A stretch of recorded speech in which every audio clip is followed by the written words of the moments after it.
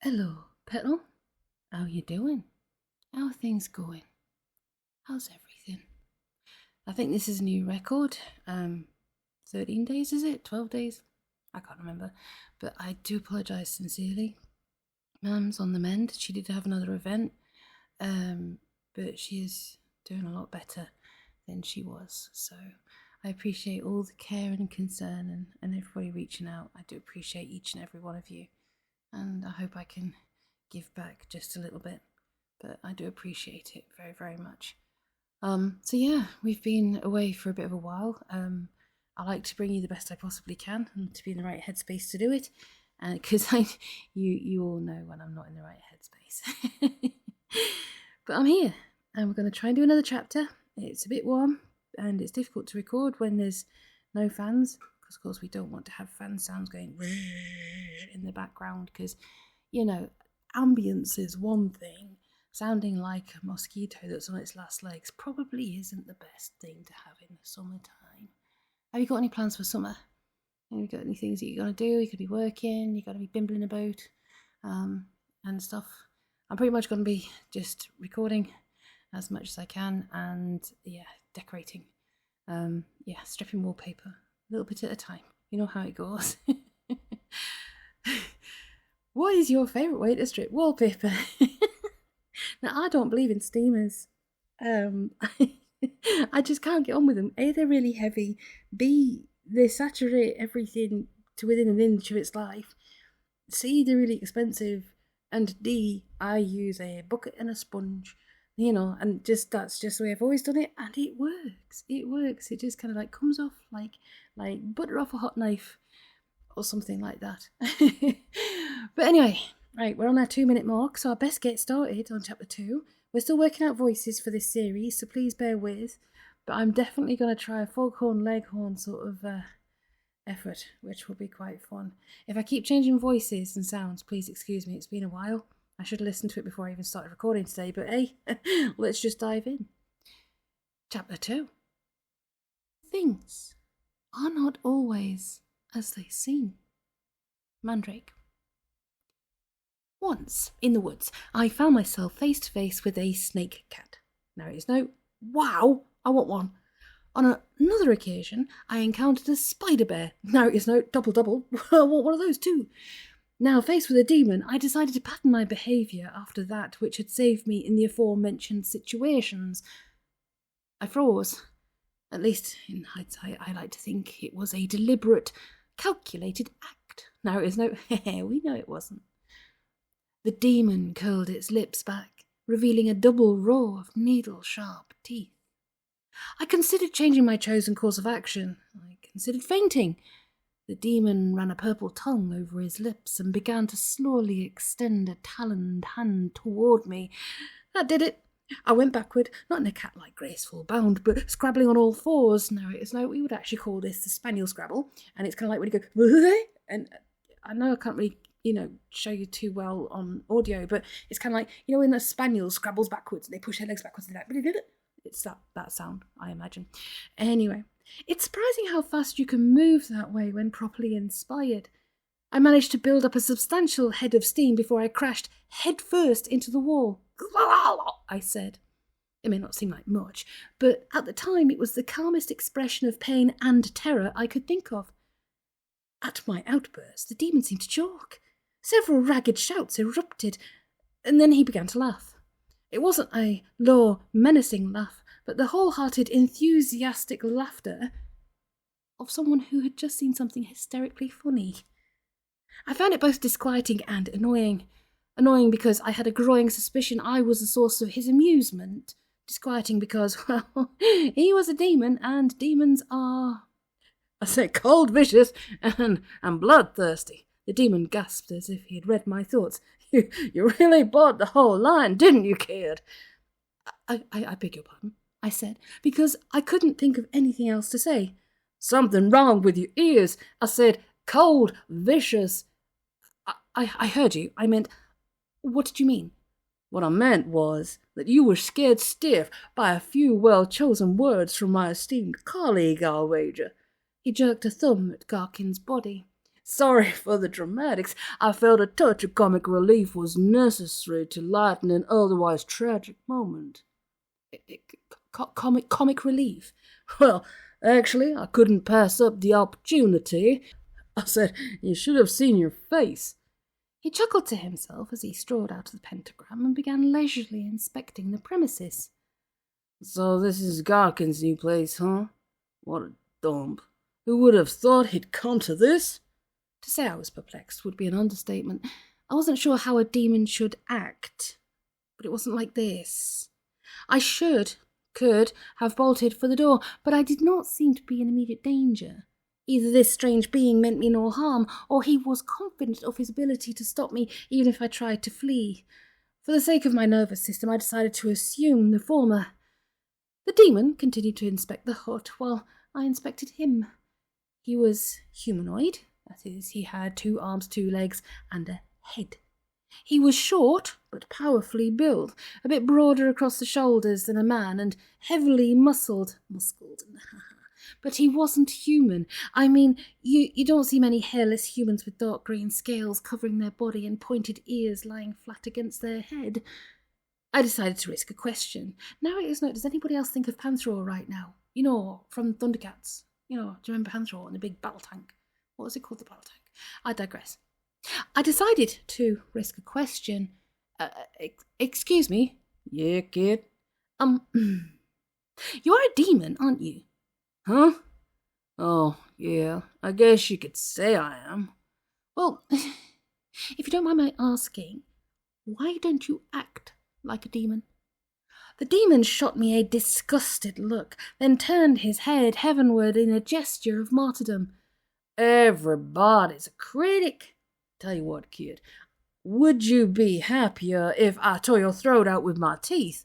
Well, no, but for that matter, who are you anyway? Are you an innocent bystander? Or did you come with the assassin? I'm with him, I hastened to reply, pointing a shaky finger at Garkin's body. That bit about tearing my throat out had me on edge again. Or at least I was. Garkin, the one who summoned him, I was his student. No kidding. Garkin's apprentice. He began advancing towards me, reaching out a hand. Please, what's wrong? As he moved toward me, I had started backing away from him. I tried to do it casually, but he kind of noticed. Well, it's, you are a demon. Yeah? So? Demons are supposed to be... Hey, relax, kid. I don't bite. Look, I'm an old buddy of Garkin's. I thought you said you were a demon. That's right. I'm from another dimension. A dimension traveler, or demon for sure. Get it? What's a dimension? The demon scowled. Are you sure you're Garkin's apprentice? I mean, he hasn't told you anything at all about dimensions? No, I answered. I mean, yes, I'm his apprentice, but he never said anything about the demon sons. That's dimensions, he corrected. Well, a dimension is another world, actually one of several worlds, existing simultaneously with this one, but on different planes. Follow me? No, I admitted. Well, just accept that I'm from another world. Now, in that world, I'm a magician just like Garkin. We had an exchange program going where we could summon each other across the barrier to impress our respective apprentices. I thought you said you were... I thought you said you were a demon, I said suspiciously. I am. Okay, in my world, you'd be a demon.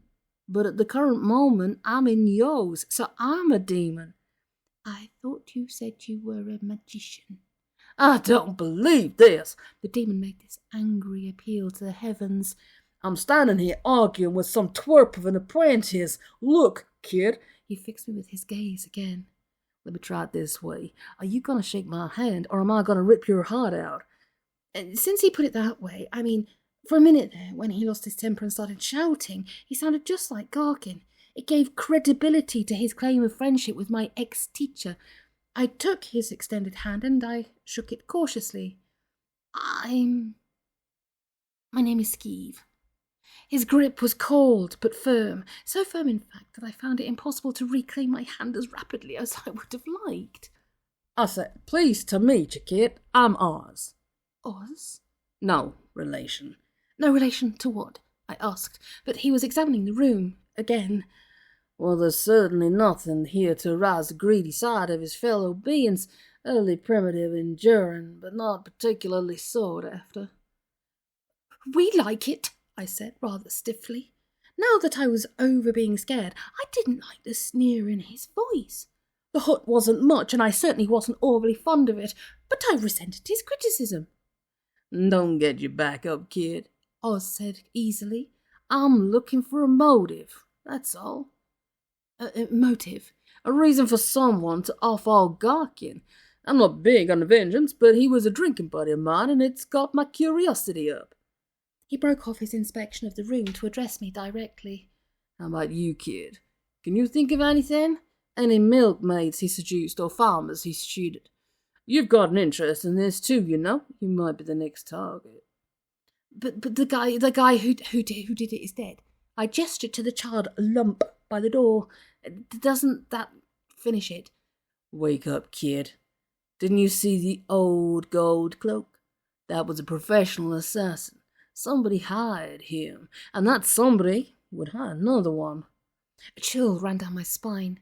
I hadn't really thought of that. I began to search my memory for a clue. Well, he said Istvan sent him. What's an Istvan? I don't... Wait a minute, what do you mean I might be the next target?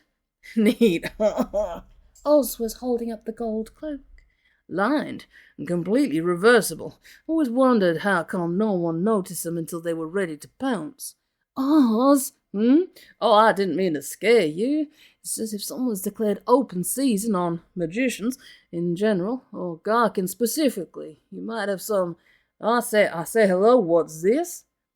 What's what? I asked, trying to get a look at what he had found. This, he said, holding his prize aloft. It seems I'm not the only demon about. It was a head. Apparently the assassin's. It was badly charred, with bones showing in several places. My natural revulsion at the sight was compounded by several obvious features. The chin and ears of the head were unnaturally pointed, and there were two short, blunt horns protruding from the forehead. "A devil!" I exclaimed in horror. "A what? Oh, a devil! No, it's not from Diva, it's from Impair. An imp. Didn't Garkin teach you anything?" Come again? I asked, but Oz was already busy scowling at the head. "The question is, who would be crass enough to hire an imp for an assassin? The only one I can think of is Istvan, but that's impossible." "But that's who did it! Don't you remember? I told you." "I thought you said Istvan." I did. Wait a minute. What did you just say?" "I said Istvan. Can't you tell the difference?" "No," I admitted. Must be too subtle for the human ear to detect. Oh well, no matter. This changes everything. If Istvan is up to his old tricks, there's no time to lose. Hey, wait a minute. What's this?" "It's a crossbow," I observed. "With heat-seeking, armor-piercing quarrels. Is that the norm in this world?" Heat-seeking? Never mind, kid. I didn't think so. Well, that tears it. I better check this out quick. He began to stride into the pentagram. I suddenly realised he was preparing to leave. "Hey, wait a minute. What's going on?" "It would take too long to explain, kid.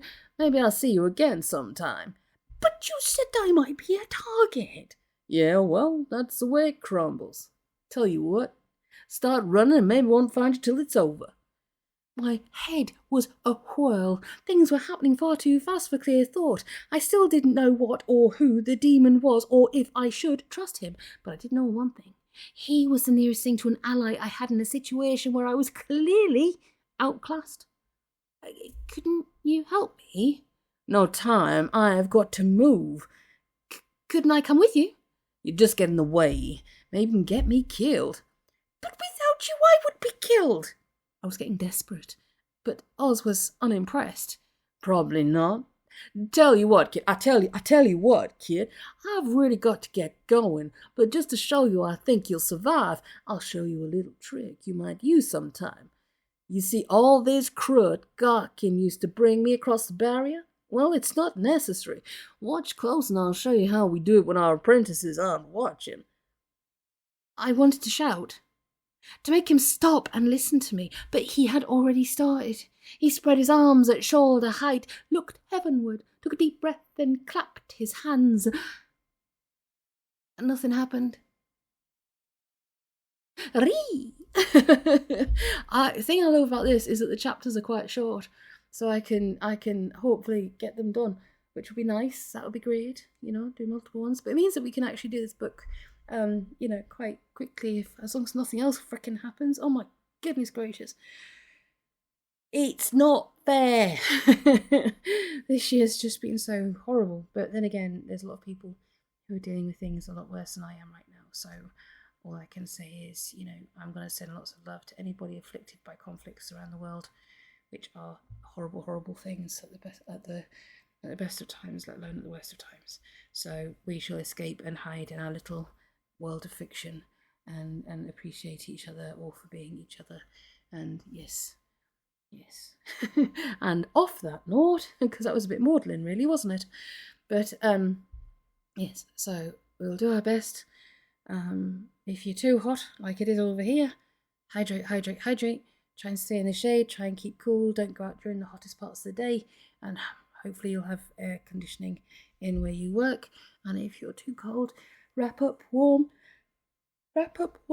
and drink hot drinks and be all snuggly. And oh my god, I've got to say, like, one of my bestie has got the cutest kitten. The kitty's little kitten, he's little baby. He's so cute. And Elvie is my new puppy. Well, he's not a puppy. He's 18 months old, I think it is. He's a bean. Oh my god, his personality's really coming out. He's had a hard life up till now, and he's loving it. Ellie's doing well. She had a bit of a problem with her ear. Bolt's still doing the best he can.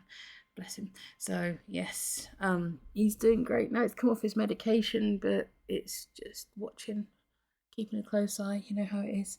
But Ellie managed to donk her ear. She's a cocker spaniel, and she's got the flappy ears sort of thing. She donked her ear. I don't know if she donked it was because she was scratching it, but it actually began to swell. And I was like, that's not right. And after a couple of days, I was like, after putting ice on it 3 times a day, I was like, that's really not right. So I took it to the vet, and they drained the ear. And it just like, it was blood. So she'd really smacked her ear. So it's like a hematoma, but because the skin has separated, separated from the cartilage inside. Not a single mark on her.